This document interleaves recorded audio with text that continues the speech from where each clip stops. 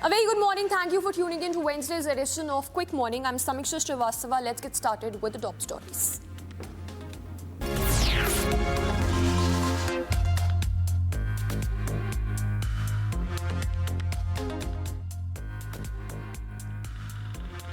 The diplomatic standoff between India and Canada has intensified over the killing of Hardeep Singh Nijjar, the Khalistani extremist leader. Canadian authorities have suggested potential sanctions against India, alleging links between Indian agents and criminal activities in Canada. In fact, Indian officials have strongly rejected these claims, asserting that Canada's allegations are completely unfounded.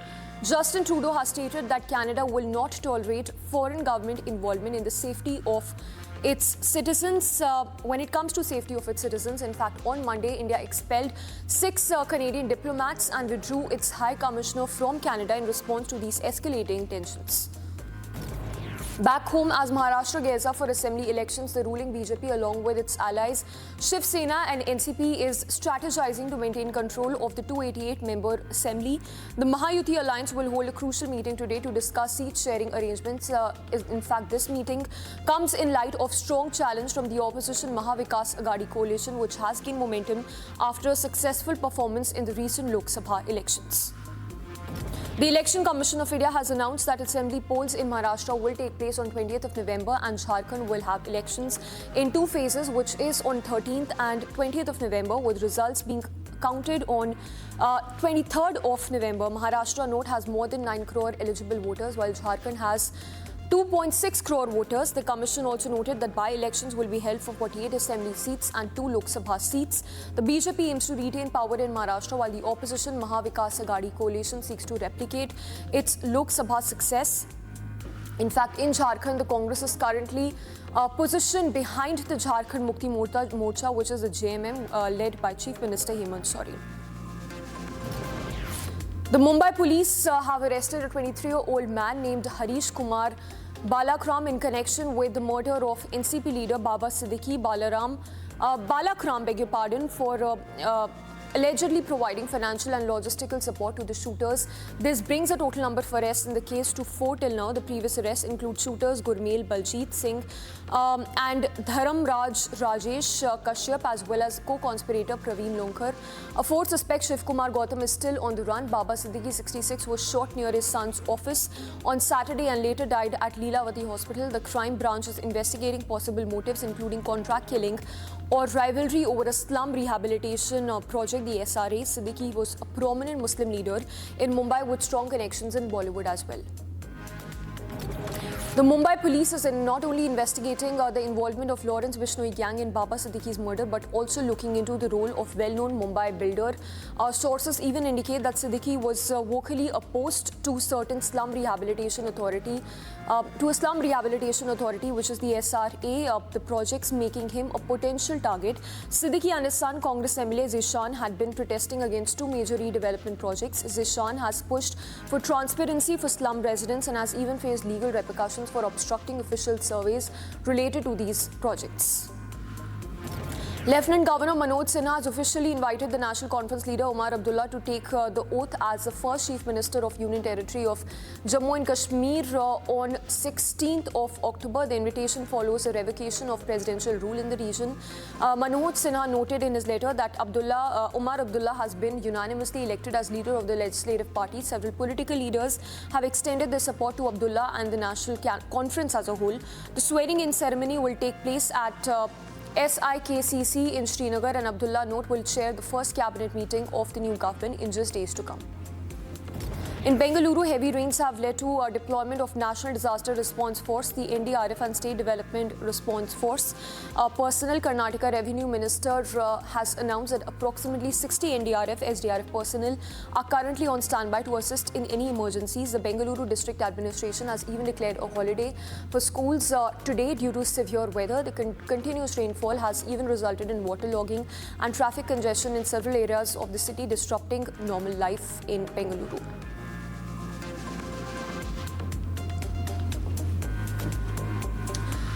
And let's now take a look at the business stories that you're tracking in Wednesday's edition of Quick Morning.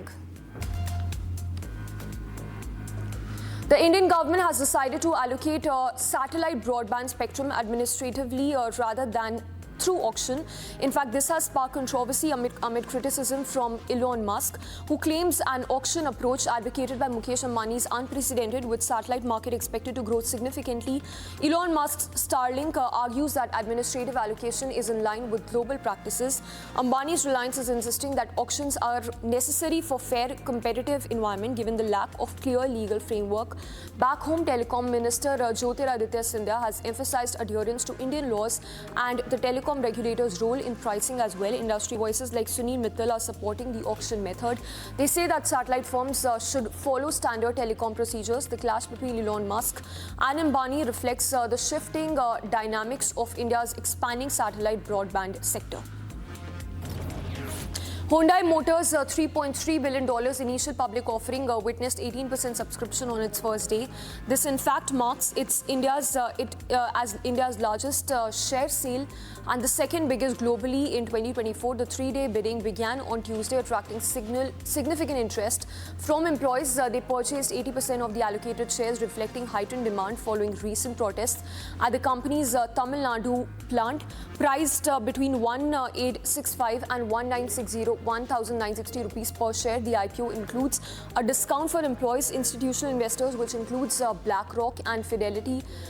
Fidelity secured nearly $1 billion ahead of the public bidding, while retail investors subscribed for 26% of their portion.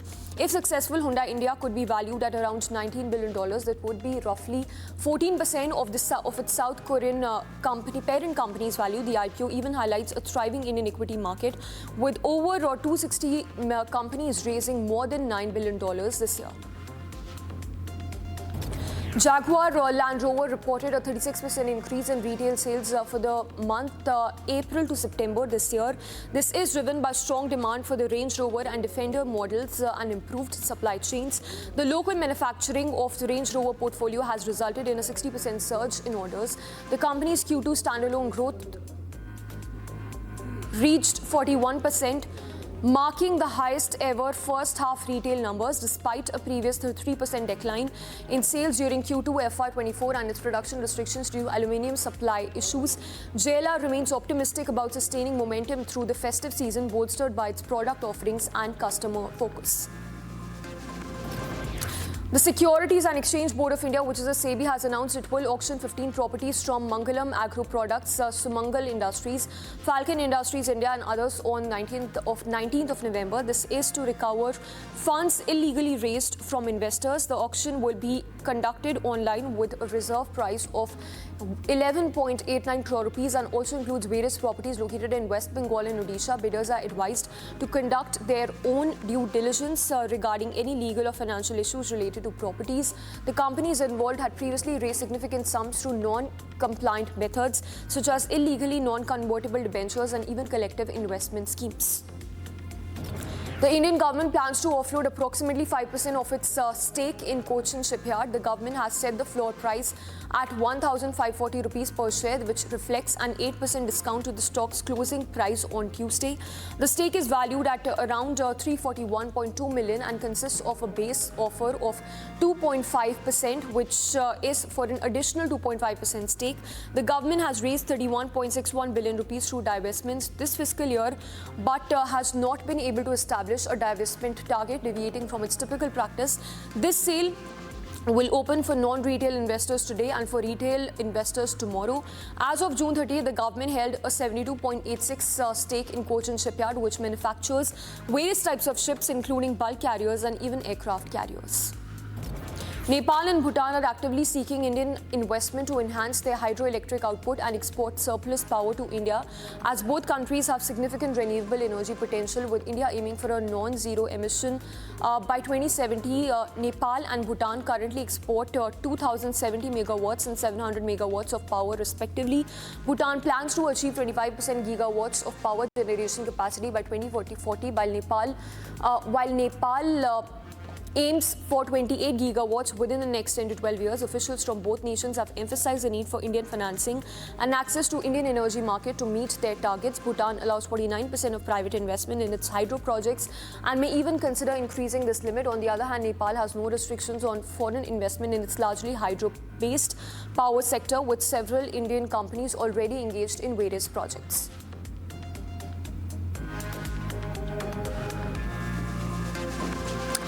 Well, time to take a look at international stories that we're tracking in this edition of Quick Morning. Pakistan Prime Minister Shehbaz Sharif engaged in bilateral meetings with leaders of Tajikistan, Belarus, Kyrgyzstan and Kazakhstan during the 23rd Shanghai Cooperation Organization, the SCO. The meeting focused on enhancing trade, investment, energy and regional cooperation. Following these discussions, Shehbaz Sharif even hosted a dinner for delegates for SCO member countries. This included Chinese Premier as well as Indian External Affairs Minister Dr. S. Jaishankar. The main SCO event is scheduled for today. Leaders will discuss strengthening security cooperation and economic ties. The Shanghai Cooperation Organization note was founded in 2001 by China and Russia and aims to counter Western allies. Members include Iran, India, Pakistan, Kyrgyzstan, Tajikistan and Uzbekistan. During a contentious interview at the Economic Club of Chicago, former President Donald Trump refrained from confirming whether he has spoken with Russian President Vladimir Putin since leaving office. This despite reports that suggest that he had multiple private calls and had even sent COVID-19 test machines to Russia. Trump stated that if he did communicate with Putin, it would be a smart thing for the US, emphasizing the value of relationships with global counterparts including Xi Jinping and Kim Jong-un. He also defended his support for high tariffs as beneficial, dismissing economists' warnings about potential price increases for American consumers. Additionally, Donald Trump even avoided committing to a peaceful transfer of power if he loses the upcoming election, insisting that there was a peaceful transfer if there was a peaceful transfer following the 2020 election. Despite the violent Capitol attack, he downplayed the events and casualties involved. With the threat of hurricanes Helene and Milton now diminished, millions of homeowners and business owners in Florida and the southeastern US are facing the challenging process of navigating insurance claims to rebuild their lives in the immediate aftermath of disasters. Securing safety often takes precedence over considering insurance. Many policyholders have found that their insurance coverage does not align with their expectations, as policies often include complex payout formulas that vary based on factors like roofing material, age of the roof and even wind speed during the event. Israeli government spokesman has stated that the deployment of THAAD missile defense system is useful addition to Israel's air defenses, reflecting the US strong commitment to Israel's security, emphasizing that while Israel has never requested American troops on the ground, the THAAD system would be operated by US forces. He even accused Hezbollah of using UNI-FIL positions as shields for operations and urged the organization to heed to Israel's request to temporarily withdraw for safety. Over the past 1 year, Israeli strikes have resulted in more than 2,000 deaths in Lebanon, with a significant number occurring in past month itself as Hezbollah continues its attacks on Israel in support of Hamas. Israel's military campaign against Hezbollah aims to ensure the safety of displaced Israelis near the Lebanese border. Missile defense system is a useful addition to seek to protect this country. And of course, it does show in not just in words, but in deeds as well. The US willing to defend this country, as the US itself says, its ironclad commitment to Israel's defense. Plumes of smoke and fire was visible among buildings in the suburbs of Beirut. This amidst the ongoing strikes between Israel and Hezbollah in Lebanon. Israel has launched a barrage of airstrikes and missiles in Lebanon, targeting Hezbollah dens. This has resulted in severe casualties of top Hezbollah commanders. Several bombardments have been reported in southern and northern Lebanon. Infrastructural properties have been destroyed and residents have been asked to evacuate. The United Nations Human Rights Office has called for an independent investigation into an Israeli airstrike on an apartment building in northern Lebanon that killed at least 22 people, including numerous women and children. The spokesperson of the country expressed that there have been violations when it comes to the law of war, emphasizing the need for a thorough inquiry. The Israeli military even claimed that the strike targeted Hezbollah's site and stated it would probe reports of civilian casualties. The attacks have shocked residents and heightened fears of an expanded Israeli offensive.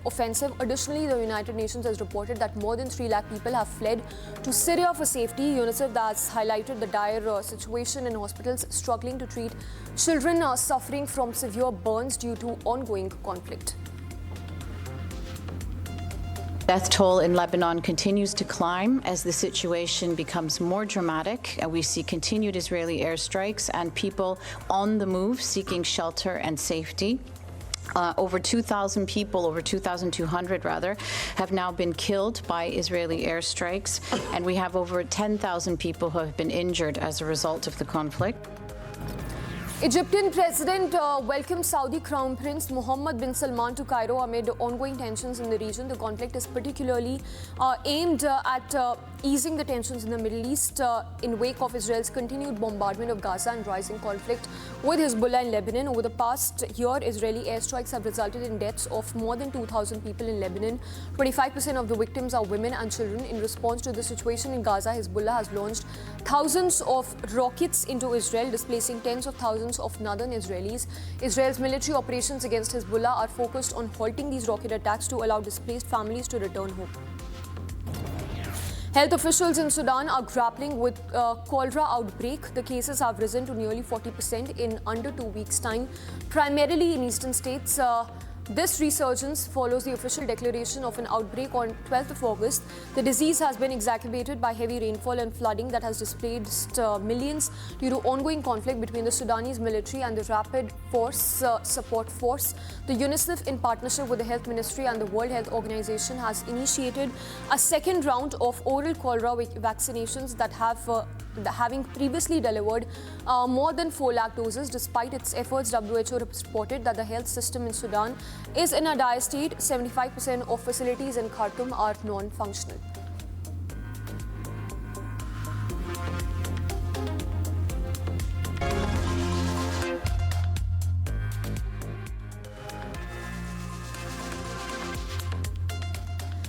Welcome back. Let's now take a look at the stories that we're tracking from the world of sports. Manchester United new part owners INEOS have ended a multi-million pound ambassadorial contract with Alex Ferguson as the club continues its cost-cutting program.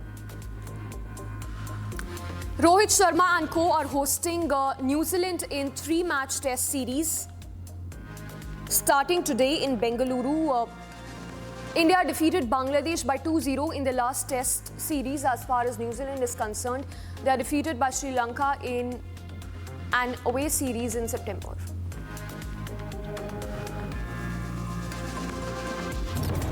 And in bad news that could greet Indian cricket fans as the men's team travels to Bengaluru for the opener of their 3-match test series against New Zealand beginning today. Indian Meteorology Department, the IMD, has said that it expects Bengaluru to witness heavy rains in the coming days, continuing the trend of a wet October in the city.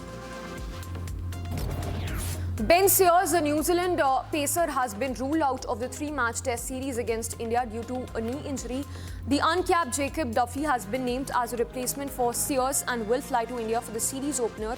He underwent scans in New Zealand last week, having experienced pain in his left knee while training during the test tour of Sri Lanka. According to New Zealand cricket release, scans revealed a tear to his meniscus. Arjun Babuta finished on 5th place in men's 10-meter air rifle event at the ISSF World Cup final rifle pistol shotgun on Tuesday after leading on top for almost most part of the medal round. Nigeria's soccer team, the Super Eagles, has returned to Abuja Airport after refusing to play their scheduled game against Libya. This decision comes after the players were stranded overnight at AI Abrag Airport in Libya. Team captain William Troost described the situation as mind games, explained that their plane was supposed to land at Benghazi Airport but was suddenly diverted to a different location, which resulted in significant delays. While Libyan authorities denied any wrongdoing, the Confederation of African Football, which oversees the tournament, has announced an investigation into what they call disturbing and unacceptable experiences faced by the Nigerian team.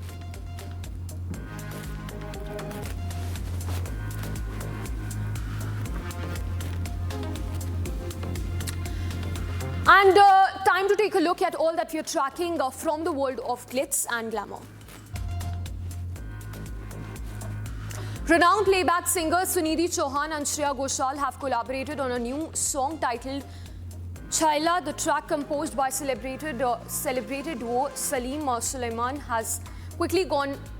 It has in fact gone viral on social media. The excitement surrounding this collaboration reflects the immense popularity of both singers. Salim and Sulaiman announced the song's release on their YouTube channel, stating that there's only one Shreya Ghoshal and only one Sunidhi Chauhan in this era.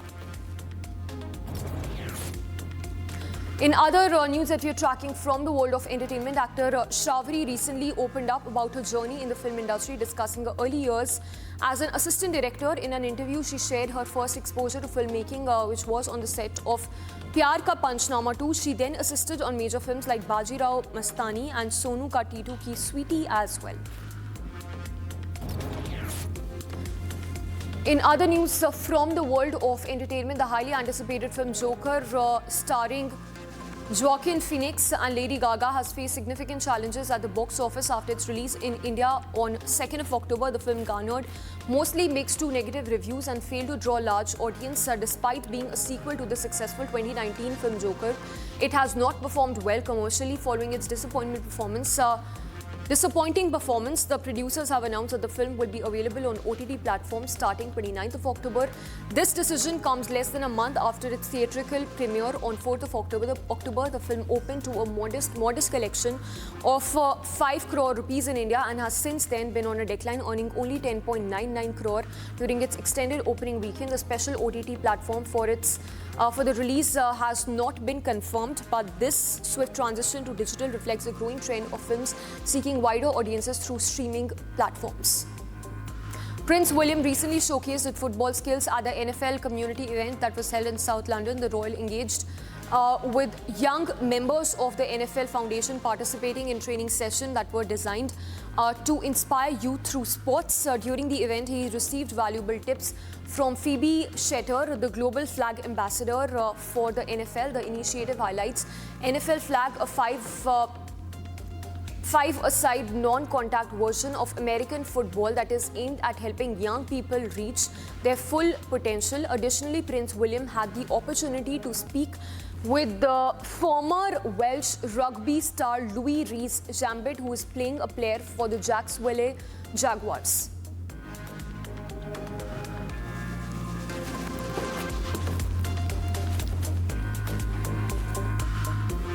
And with that, it's a wrap on this edition of our broadcast. Top news and updates to continue after we come back.